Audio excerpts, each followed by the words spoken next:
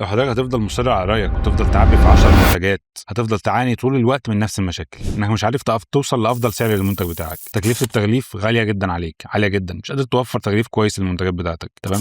مش قادر توصل لشرائح العملاء بشكل احترافي بشكل مناسب، تمام؟ مش قادر تصرف على التسويق لان انت عندك 10 خطوط انتاج، 10 منتجات شغالين، فمش عارف تصرف على حاجه في التسويق فيهم. دي مشكله كبيره جدا لاصحاب المصانع، وخصوصا المصانع الصغيره والمتوسطه بتوع التعبئه والتغليف بالتحديد، لان هو بيبقى عنده المشكله دي، هو مش قادر يوصل للسوق بتاعه، مش قادر يركز. التركيز في منتج واحد هو ده السبيل انك تكبر في البيزنس بتاعك. كل ما تركز في نفس المنتج، ولنقل احنا شغالين في المكرونه، فانا هجيب مكرونه اعلى خامه في السوق وهعبيها بكذا شكل في كذا عبوات مختلفه في كذا كيس مختلف في اوزان مختلفه، ممكن ربع كيلو، نص كيلو، كيلو، ممكن نعبي مكرونه اقلام، ممكن سباجيتي، ممكن مكرونه خواتم، ايا ما كان الطريقه اللي نعبي بيها المكرونه او نوع المكرونه اللي تتعبى، ولكنها كلها في الاول والاخر مكرونه. اقدر اعبي المكرونه بتاعتي بالطريقه المحترفه دي، تمام؟ اقدر اوفر خط انتاج، بدل ما بعمل يدوي اعبي 10 اكياس، اقدر اوفر خط انتاج يعبي لي في الدقيقه 50 60 كيس. توفير للوقت، وتوفير للجهد، وتوفير للمرتبات بتاعت الناس اللي بتشتغل في التعبئه والتغليف، وكل ده هيعود عليك انت كصاحب مصنع بالنفع، لانك انت عندك منتج واحد، هتبيع منتج واحد، وهتسوق لمنتج واحد، وهتكبر في السوق بمنتج واحد بس. طبعا احنا ما بنتكلمش من الخيال.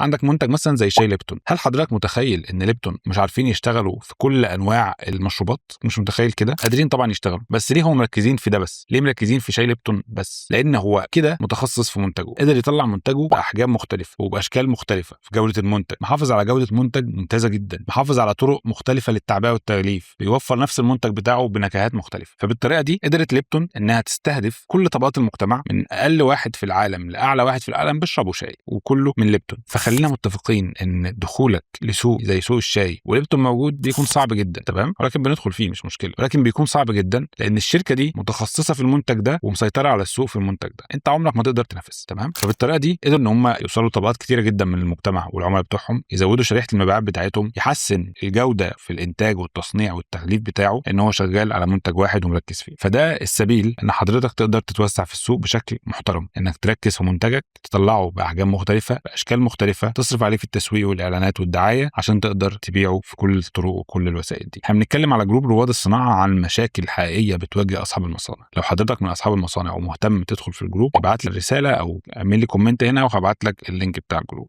يلا، سلام.